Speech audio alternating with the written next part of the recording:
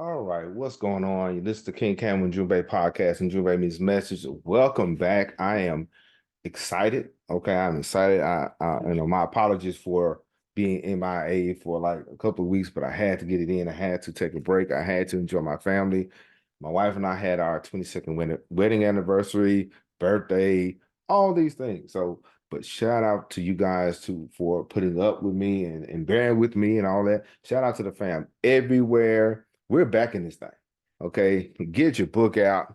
Okay, let's continue. Let's continue to do the work. Shout out to the fam everywhere. Oh, goodness.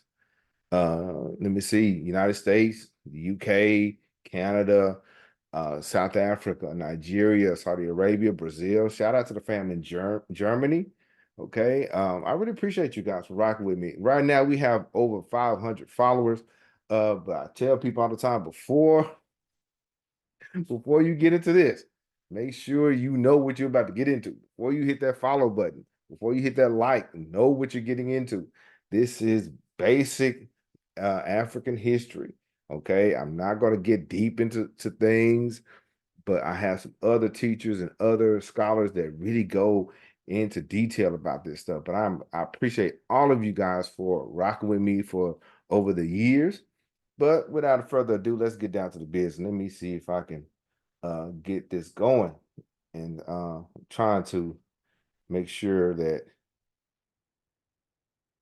my everything is set up. All right. Okay, in Western Europe, the northern Asia, the half-human Neanderthal lived in caves under the overhanging ledges and fed upon the untamed products of the wild. Yeah, this book gets serious. It gets real ignorant in this book. Okay, I really appreciate you guys rocking with me. This is the book, Wonderful Ethiopians of the Wonderful Cushites of the Wonderful Ethiopians of the Ancient Cushite Empire. All right, now chapter 4. We on chapter 4, the amazing civilization of Ethiopia. Yes, it's an introduction to African history geared just for you, designed to foster a life of learning. We're all learning together. This is an introduction to African history. It should happen once a week. Sometimes I may skip a few weeks, I got to have a break too, right? We go over a few readings on the continent. And are there any other civilizations in Africa outside of Kemet? Yes, there is. And we're in on that. Shout out to Mr. Gales, Mo. I'll shoot if I start naming names, goodness, I'll get in trouble. But I just saw Mr. Gales today at our teacher event, and shout out to him. And we are gonna get in on this conversation. I'm gonna have to have him and some others on the show. All right, we are on Ancient Kush, and this is the book. This is our textbook for summer school, Wonderful Ethiopians of the Ancient Kushite Empire. The link is in the description. As an Amazon affiliate, I earn from qualifying purchases. Get you one, get you two. But this is a nice read by Drusilla Dungy Houston. It's a nice read. It's a light read. All right. Let's go. Essential question. What were the main religious beliefs and practices of the Kushite people? Okay. How did Kushite religious and cultural practices influence neighboring regions, and what role did trade, conquest, and migration play in the spread of Kushite empire? Okay. Once again, in Western Europe and Northern Asia, the half-human Neanderthal lived in caves under overhanging ledges and fed upon the untamed products of the wild. This is page 54. Once she comes out the gate swinging, and then it goes on to say, outside of Africa, we found over the earth the rude stone tools of the first barbaric inhabitants that marked the evolution of these races. Okay. However, she goes to contrast, say, however, in Africa, we find no evidences of this slow progress.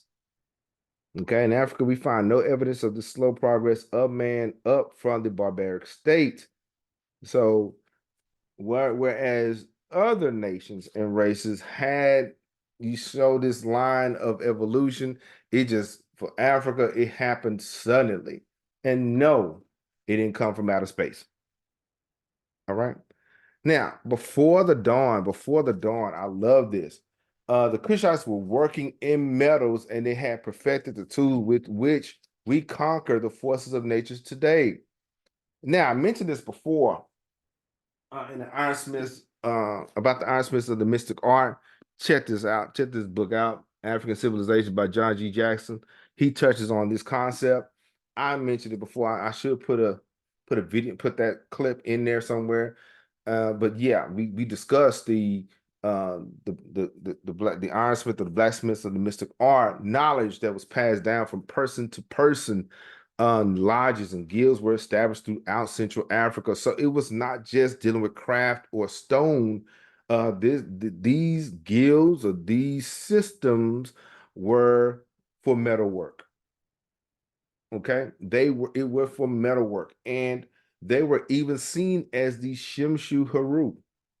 Okay, remember we talked about the Shimshu Haru before, where it was a 40 to 42 pre-dynastic kings that were in power before the unification of Kemet. But also the Shimshu Haru were the ironsmiths, the Anu people. ANU, the Anu people, the people from the deep south into Sudan and Ethiopia. They were great people and they was very respected and revered. Okay. Now, Cushite beliefs the Africans yoked the wild ox, tamed the cow, the horse, and sheep. So they was already in that posture of agriculture. Eons before everyone else, they had this system of agriculture. All right. So therefore, this system respectfully rolled into mysticism and esoteric thought. All right. So this is why animals play such an important part in Kushite mythology or theology. Okay. And so let me go back. We see that played out. We see many factors of that in Kush, in Ethiopia. But before I move on to that part, I gotta rewind that real quick, uh dealing with the ironsmiths. I forgot to put this on here. Before the dawn of history, they were working in metals. They had perfected the tools. Of course, I said that. And so now archaeologists calls there was three significant factors of progress in life at this time. The hearth, Hearth, whether that was the place or the house where the fire was kept. It was established already. The altar or the place where they burnt the fire, and the actual forge. These three things was already done and established in Africa. Okay, so later on, this uh, was part of their process, the developmental process. They saw, okay, how we make these metals is how they believe God made man. Okay. And so now dealing with the animals, okay, the ancients said the Ethiopians taught the people, the Kemetic people and the world, the worship of God. Okay, so the agriculture Ethiopian developed the idea of settled hearth and a home. So they already had the concept as to how to live and where to live. Okay, now let's continue. So they tamed the cow, the horse, and the sheep. And so these ideas were important. Okay. And so this is why animals play such a important part of Kushite mythology, because you see the symbolism concerning the cow. You see Heteru, and sometimes you see Isis or Iset with the horns and so on. This came from the deep south. Let me move my face out the way a little bit. This came from the deep south. Okay, so this was not just a phenomenon or an idea that just showed up. This something was passed down from generation to generation. And we have to understand that this concept was at its rawest form further south.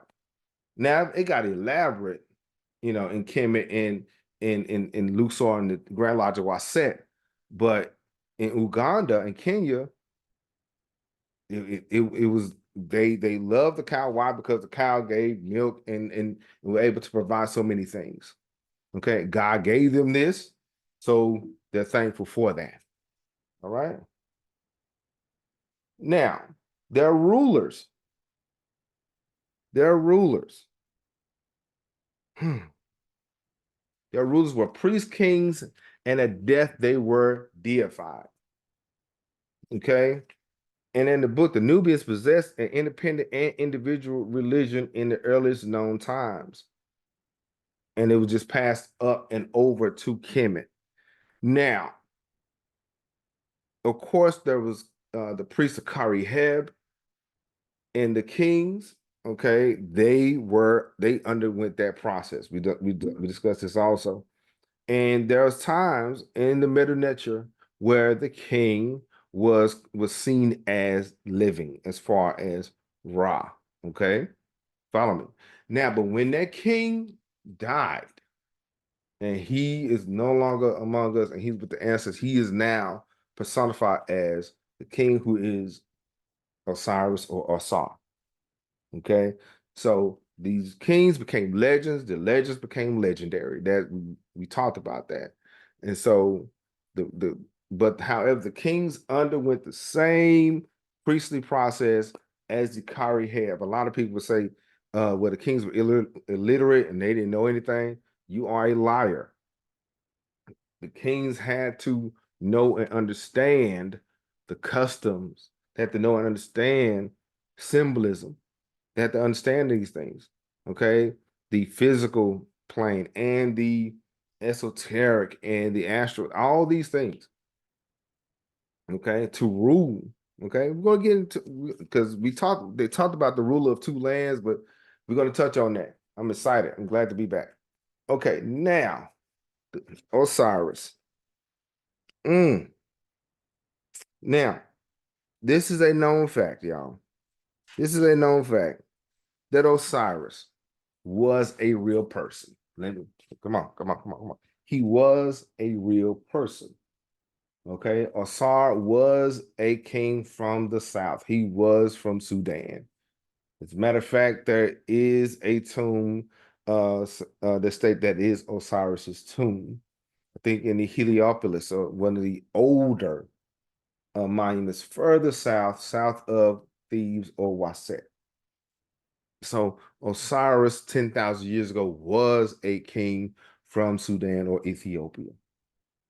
Okay, a great king, and we know the story. So this king became the legend that we know and understand. So that was the template that a lot of the kings followed. Okay, there's another image of Osiris. Of course, he was seen as and depicted as black. Okay, pictures don't lie. Dig it. Now we have King Taharka, who followed a similar concept and idea. I like Taharka because the dude was serious, and of course he was from Sudan also.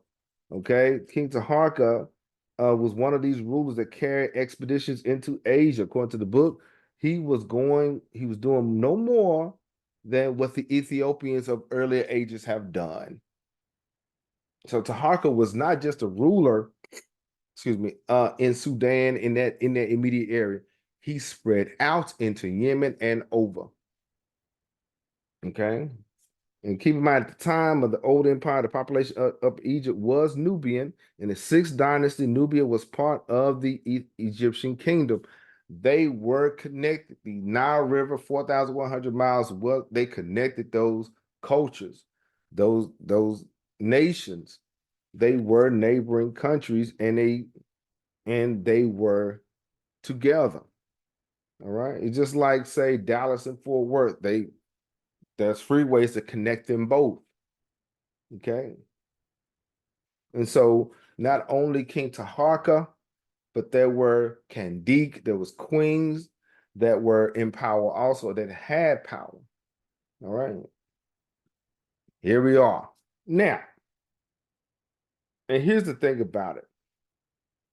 In order for the king to be king of two lands, his queen had to be queen of two lands also. Where did his queen come from? His queen came from Ethiopia or Sudan. She didn't come from up north. She was not a foreigner. Okay. And as you can see here, I have pictures sister, I think Eritrea or Ethiopia on this side, and Sudan on the right, but also sister Queen Nefertari, the wife of Amos the first, in the middle. Basically the same. Okay. But in order for that king to have some sort of power, he had to be king of two lands, but she also had to be the lady of two lands. All right. So the queens of Meroe had the authority and power of both lands. This is why the Egyptian monarchs so often married princesses of Ethiopia. This is on page 62. And it seemed, according to Sister Houston, it seemed to strengthen their claim to the throne. But from a Kemetic king marrying a sister from the south, a queen of the south, established his throne, established his power. You know, let that sink in. Love it or lump it. But what I do know is that a lot of pharaohs who established a new dynasty or wanted to solidify their power, they went south. Okay. Um, we just talked about him last week. Ramses, his wife was Nubian, and I know Queen Ty was Nubian. So do your homework, get into it. Now, the ancients said that the Ethiopians first taught them the worship of God and sacrifice. Of course, we have Amun here, and we have the lion deity. I cannot pronounce that name. Somebody put that in the chat for me, but it's pretty cool. Now, here it is. The queen or king of two lands, the Nsutbiti, Nstbty.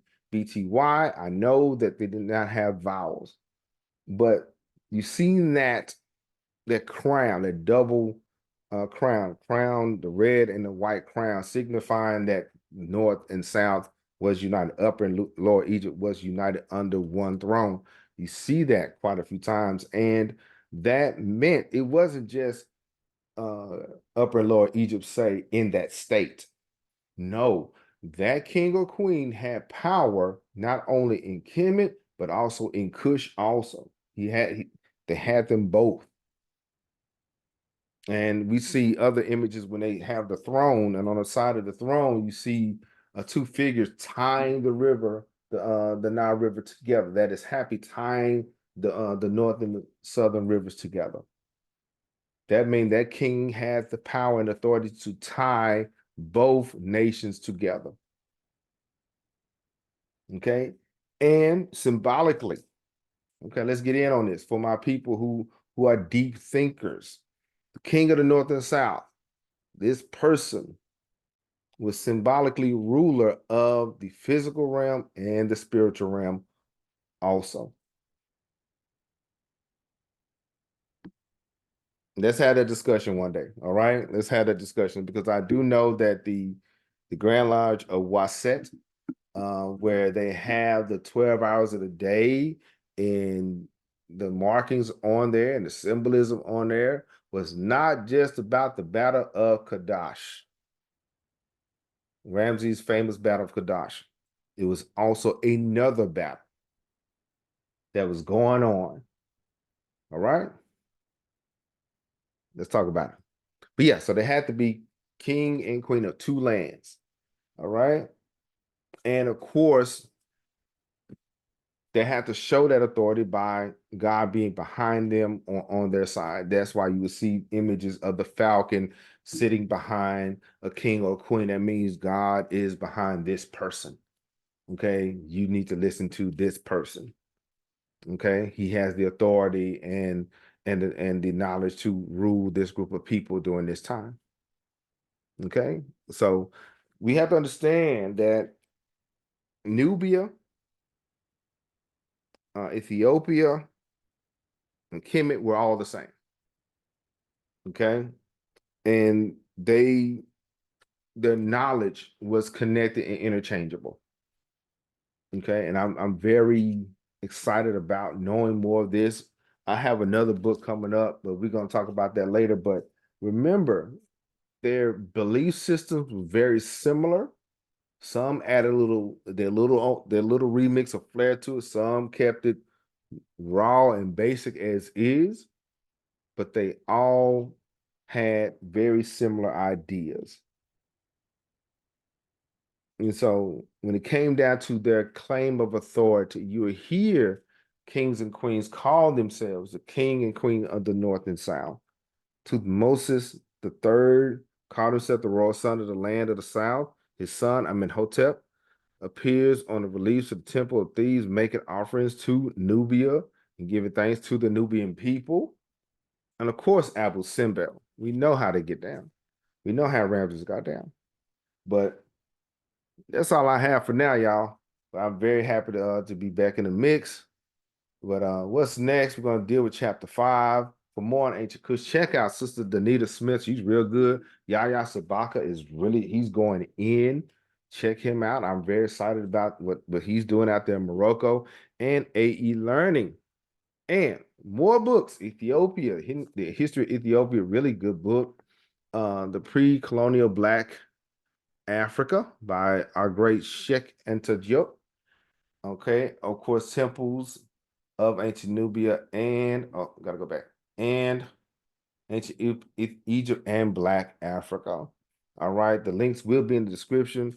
Once again, as an Amazon affiliate, I earn for qualifying purchases, but I really appreciate you guys coming through one more time. And we just did chapter 4, the amazing civilization of Ethiopia. All right, you just listen to King Cam Ujumbe podcast, and I will talk to you later. Peace.